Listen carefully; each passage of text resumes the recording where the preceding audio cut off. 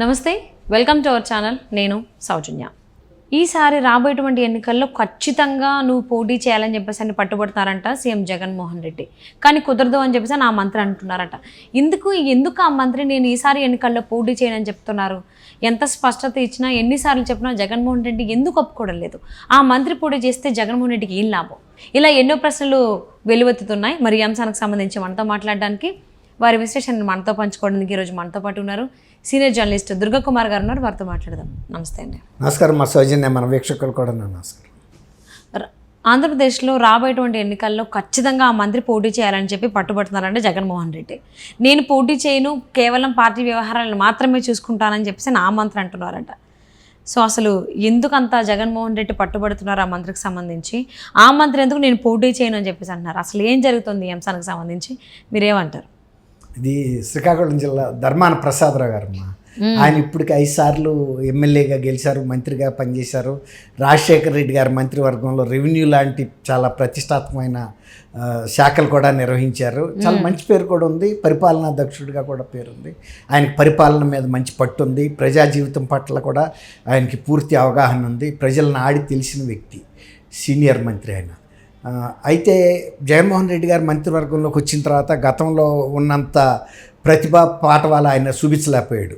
ఎందుకంటే అంత స్వేచ్ఛాయుత వాతావరణం ఈ మంత్రివర్గంలో లేకపోవటం వలన ఆయన కొన్ని జగన్మోహన్ రెడ్డి హయాంలో అంటే అయిపోయింది కదా. అదే జగన్మోహన్ రెడ్డి హయాంలో పని చేయలేకపోయాడు అంతగా. ఎందుకంటే జగన్మోహన్ రెడ్డి గారి హయాంలో పనిచేయటానికి అటువంటి వాతావరణం ఇక్కడ లేదు. స్వేచ్ఛగా పనిచేయటం అంటే ఎవరన్నా ఆయనకన్నా కూడా మంచి అంటే ఒక నియంత నేతృత్వంలో ఆయన పని చేయలేకపోయారా మంత్రి ధర్మాన ప్రసాదరావు? నియంతనండి, అపరిపక్వతనండి, ఇంకొకళ్ళు ఎవరన్నా మంచి పేరు తెచ్చుకుంటే ఆయన తట్టుకోలేడు. ఎందుకంటే ఆయనకి అంత కాంపిటెన్సీ లేదు కాబట్టి. అదే రాజశేఖర రెడ్డి గారి టైంలో అటువంటి పరిస్థితి ఉండేది కాదు. ఎవరైనా కూడా బ్రహ్మాండమైన స్వేచ్ఛా స్వాతంత్రాలతో పనిచేసేవాళ్ళు. ఎవరన్నా మంచి పని చేస్తే కూడా ఆయన అభినందించేవాడు. అది అల్టిమేట్గా అది ఒక జాయింట్ రెస్పాన్సిబిలిటీ క్యాబినెట్ అనేది. సక్సెస్ కూడా ప్రభుత్వం సక్సెస్ అయిందంటే ముఖ్యమంత్రి కూడా సక్సెస్ అయినట్టే కదా. ఆ ప్రభుత్వానికే పేరు వస్తుంది మంచి మంత్రివర్గం ఉంటే. అప్పుడు గతంలో 77లో జనతా పార్టీలో అట్లాంటి మంచి మంత్రివర్గం వచ్చి ఎంతో ఎఫెక్టివ్గా పనిచేసింది. గతంలో ఎప్పుడు కూడా కాంగ్రెస్లో అంత పనితలంగా ఎఫిషియెంట్ మినిస్టర్స్ లేరు. అట్లా జనతా పార్టీ లాగా ఇప్పుడు ఈయన కూడా ఆయన మంత్రివర్గంలో బాగా పేరుండేది. కానీ ఇప్పుడు ఏమైందంటే ఆయన ప్రభుత్వం మీద వ్యతిరేకత కనబడుతుంది కాబట్టి ఈ టైంలో నేను ఇంత సీనియర్ని అయ్యుండి నేను పోటీ చేయటం అంత మంచి పద్ధతి కాదేమో అనేది ఆయనకు కూడా ఒక ఫీలింగ్ వచ్చింది. తర్వాత 25 ఏళ్ళు మంత్రిగా అన్నీ చేసేసిన తర్వాత పెద్ద ఇంట్రెస్ట్ లేదు, వాళ్ళ అబ్బాయిని ప్రమోట్ చేద్దామని అనుకున్నాడు. కానీ జగన్మోహన్ రెడ్డి గారికి కూడా ఇలాంటి ఇప్పుడు సీనియర్స్ కనుక కాడి పడేస్తే, కిందకి వదిలేస్తే ఈ జూనియర్ల మూలాన గెలవలేకపోతాం. అల్టిమేట్గా గెలవలేకపోతే ఎఫెక్ట్ అయ్యేది కూడా ముఖ్యమంత్రి గారే కదా. ఆయనకి కావాల్సిన సీట్లు రాకపోతే ముఖ్యమంత్రి కాలేడు. అందువల్ల ధర్మాన ప్రసాదరావు గారిని ఆయన కొంచెం ఒత్తిడి చేస్తున్నాడు, లేదు మీరు పోటీ చేయమని. ఇప్పుడు ధర్మాన ప్రసాదరావు గారు చాలా లౌక్యుడమ్మా, చాలా ప్రజలను ఆడి తెలిసిన వ్యక్తి కాబట్టి ఆయన ఇంకో కొత్త టెక్నిక్ ఉపయోగిస్తున్నాడు. ప్రజల నుంచి ఒక హామీ తీసుకునే ప్రయత్నం చేస్తున్నాడు. మామూలుగా అయితే గెలిచే పరిస్థితి లేదు కాబట్టి మీరందరూ పోటీ చేయమంటే మీకోసం నేనుంటాను, అది మీరందరూ నిలబడతానంటే, మీరందరూ ఓటేస్తానంటే అని ఊరికి మీటింగ్ పెట్టి జనం చేత కమిట్మెంట్ తీసుకుంటున్నాడు. ఆయనకు తెలుసు పరిస్థితి. ఎందుకంటే 5 సార్లు శాసనసభ్యుడిగా ఎన్నికైన వ్యక్తికి ప్రజల నాడి ఎప్పుడు ఫేవర్గా ఉంటుంది, ఎప్పుడు అగెనిస్ట్గా ఉందని తెలుసు. గెలుపోవటంలో రెండూ చూశాడు ఆయన. ఇప్పుడు పరిస్థితి ఆయన గ్రహించి గౌరవంగా తప్పుకోవాలంటే ఊరుకోవట్లేదు కాబట్టి సరే పోటీ చేస్తే కూడా ఎవరి వరకు వాళ్ళ గవర్నమెంట్ వచ్చినా రాకపోయినా తను గెలవాలనేది ఇప్పుడు ప్రయత్నం. ఇప్పుడు కోలగట్ల వీరభద్రస్వామి గారు మీకు తెలుసు, డిప్యూటీ స్పీకర్గా ఉన్నాడు. ఆయన విజయనగరంలో ఏం అడుగుతున్నాడు, ముఖ్యమంత్రిని వదిలిపెట్టేయండి, పార్టీ వదిలేసేయండి, నా ముఖం చూసి ఓటేయండి అని. అంటే ముఖ్యమంత్రి మీద వ్యతిరేకత వచ్చింది, ప్రభుత్వ పాలన మీద ప్రజల్లో వ్యతిరేకత వచ్చింది అనేది చాలామందికి అవగాహన వచ్చింది. అందుకే చాలామంది పోటీ చేయడానికి కూడా ఇష్టపడలేదు. ఎవరినన్నా మారుస్తుంటే కూడా వాళ్ళు మాకు ఈ సీటు వద్దు, మీరు మార్చి ఇచ్చే సీటు అక్కడ మళ్ళీ గెలవం ఎందుకు వచ్చింది రిస్క్ అని చాలామంది తప్పుకుంటున్నారు. అవును, అంటే జగన్మోహన్ రెడ్డి జనరల్గా వద్దు అంటే నేను పోటీ చేయనంటే వదిలేసేటువంటి వ్యక్తి ఎందుకు మంత్రి ధర్మాన ప్రసాదరావు గారి విషయాల్లో పట్టుబడుతున్నారు? ఖచ్చితంగా ఆయన పోటీ చేయాలి అని. ధర్మాన ప్రసాదరావు ఏమో నేను చేయను, నేను కేవలం పార్టీ వ్యవహారాల వరకే ఉంటాను అని చెప్పి చెప్తున్నారు. ఎందుకు అంటే ధర్మాన దాని వెనకాల ఏముంది జగన్మోహన్ రెడ్డి ప్లాన్? ఇంకోటమ్మా, గత దాదాపు ఒక 40 ఏళ్ళగా ఈ ధర్మాన ప్రసాదరావు గారు వీళ్ళ కుటుంబాలు 50 ఏళ్ళగా ఆ రాజకీయంగా పట్టున్న కుటుంబాలు, వీళ్ళు పైకి నేను పోటీ చేయను అన్నా కూడా మళ్ళీ ఎవరికన్నా ఇస్తే మన కుటుంబం హోల్డ్ పోతుందనే భయం కూడా లోపల ఉంటుంది అంతర్గతంగా. అది భయమనే కాదు, ప్రజలతో ఉండే అనుబంధం. అట్లా కూడా కొంత ఫీల్ అవుతారు కొంతమంది నాయకులు. వదిలేసి నియోజకవర్గాన్ని మళ్ళీ ఒంటరిగా వెళ్ళి ఇంట్లో కూర్చోవాలంటే వాళ్ళకి పొసకదు.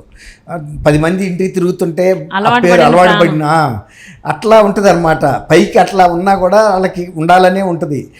ఇప్పుడు 90 ఏళ్ళ అడిగి తాత నువ్వు పెళ్లి చేసుకుంటావా అంటే నాకెవడిస్తాడరా అంటాడు, చూసారా?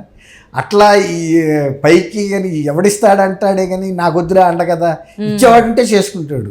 అట్లాగే ఇప్పుడు ఈయన ప్రజలతో మరి ఉండమంటారా లేదా, మీ నిర్ణయం నా నిర్ణయం, మీరందరూ నిలబడతానంటే, మీరందరూ పనిచేస్తానంటే, మీరందరూ గెలిపిస్తానంటే, మీ కోరిక మేరకు నిలబడతానని నేను వెళ్ళి రేపు జగన్మోహన్ రెడ్డి గారితో చెప్తాను, ఇప్పుడు రాకనే చెప్పలేదు, అందుకే మీ ఉద్దేశాలు తెలుసుకోవడానికి మీ ఊరు వచ్చాను.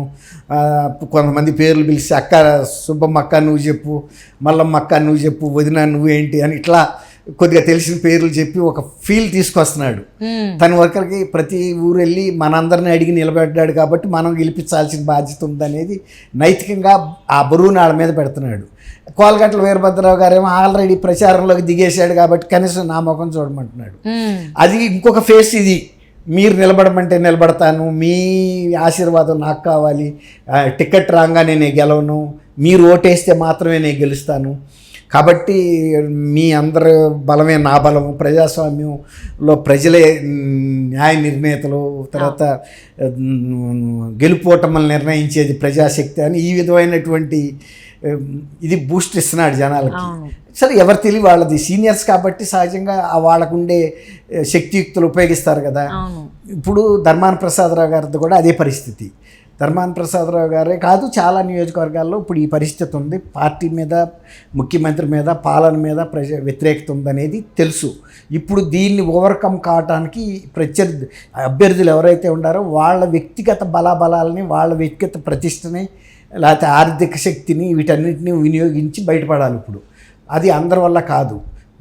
ఎవరి మీద ఇప్పుడు వ్యతిరేకత అనేది ఇన్ జనరల్గా వచ్చింది మార్పు. మొన్న తెలంగాణలో కూడా చూసాం మనం. అప్పుడు రాక ఎంతో బలంగా ఉందనుకుని నోటిఫికేషన్ ఇచ్చే నాటికి బీఆర్ఎస్ ధైర్యంగా ఉంది, ఏ పార్టీ కూడా మన దరిదాపుల్లోకి రాలేదని. కానీ క్రమేపీ రోజులు మారుతున్న కొద్దీ ఎలక్షన్ దగ్గరికి వచ్చే నాటికి అసలు బొక్కబారులా పడి ఓడిపోయారాక కూడా వాళ్ళకి అసలు నమ్మలేకపోయారు. ఎప్పుడైనా కూడా ప్రజాభిప్రాయం అనేది నిక్షిప్తం అయి ఉంటుంది మనసుల్లో, అదేం బయటికి కనపడదు. అంటే ప్రజెంట్ ఆంధ్ర ప్రజల అభిప్రాయం ఏంటి, ఎవరిని గెలిపించుకోవాలి, ఎవరు వాళ్ళని బాగా చూసుకుంటారు, అభివృద్ధి పదంలో నడుపుతున్న క్లారిటీకి వచ్చారని కూడా టాక్ వినిపిస్తోంది. అందుకనైనా ధర్మాన ప్రసాదరావు పోటీ చేయడానికి నన్ను వదిలేయండి, నేను పోటీ చేయను అని చెప్పేసి అంటున్నారు. ప్రజలు మార్పు కోరుకుంటున్నారమ్మా. ఒక ప్రభుత్వాన్ని చూశారు 5 ఏళ్ళు చంద్రబాబు గారి ప్రభుత్వాన్ని, కాదు అని మళ్ళీ మార్పు కోరారు. మళ్ళీ ఈయనది కూడా చూసేశారు. వాళ్ళు నిర్ణయించుకున్నారు, ఏ ప్రభుత్వం అయితే మనకు అభివృద్ధి జరుగుతుంది, పిల్లలకు ఉద్యోగాలు వస్తాయి, మన బతుకులు బాగుపడతాయి, ఇవన్నీ కూడా చూశారు. ఎవరు స్వార్థం ఎక్కువ ఉంది, ఎవరు దోసుకుంటున్నారు, ఎవరు దాచుకుంటున్నారు. ఇప్పుడు సొంత చెల్లెలు కూడా చెబుతుంది కదా, నీ కాలంలో డెవలప్మెంట్ జరగలేదు, తర్వాత నువ్వు ప్రత్యేక హోదా తెస్తానని నాలో 23 మంది నీకు లోక్సభ సభ్యులు వచ్చినా నువ్వు ఒక్క చిన్న ప్రయత్నం కూడా చేయలేదు.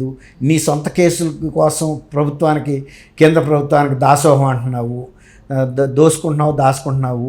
నీ అనుయాయులను కానీ ఎవరిని కూడా ప్రజల్ని మేలు అంటే ఆర్థికంగా ప్రయోజనం కలగకుండా చేస్తున్నావు అనేది ఆమె చెబుతుంది కదా. అంతెందుకు, సొంత చెల్లి ఆయన ప్రభుత్వంలో రావాలని 3500 కిలోమీటర్లు కాళ్ళకి బల్పాలు కట్టుకు తిరిగిన ఆమెనే కేర్ చేయాల, బయటికి తోసాడు. తర్వాత గౌరవాధ్యక్షురాలుగా ఉన్న పార్టీ అధ్యక్షురాలు తల్లినే బయటికి తోసాడు. తల్లిని చెల్లిని కూడా ఇంత త్యాగం చేసిన వాళ్ళని సహించిన వ్యక్తి అవ్వని, తాతని, అక్క చెల్లెళ్ళని, వీళ్ళందరిని ప్రజల్ని బాగా చూస్తాడంటే ఎవడు చూస్తాడు? రాజశేఖర రెడ్డి గారు చెప్పేవాడు ఒక సామెత ఎప్పుడు. ఆయన సొంత తల్లికి అన్నం పెట్టనాడు, పిన్న తల్లికి బంగారపు గాజులు చేయిస్తానన్నాడు అన్నట్టుగా. ఇప్పుడు ఆ సామెతే గుర్తొస్తుంది వాళ్ళ అబ్బాయి విషయంలో కూడా. అవును. అది సో మరి జగన్మోహన్ రెడ్డి ఎందుకు పట్టుబడుతున్నారు ధర్మాన ప్రసాదరావు పోటీ చేయాలని? ఆయనేమో నేను పోటీ చేయను, నన్ను వదిలేయండి, నేను పార్టీ వ్యవహారాల వరకే ఉంటాను ఆయన అంటున్నారు. సో ఇద్దరి ఉద్దేశాలు వెనక ఏ ఆంతర్యం ఉంది ఏంటి అనేది రాబోయేటువంటి రోజుల్లో అందరికీ తెలియాలని చెప్పి ఆశిద్దామండి. And thank you so much for spending గారు value time with Durga Kumar గారు. థ్యాంక్ యూ మా సౌజన్య వీక్షకులకు కూడా.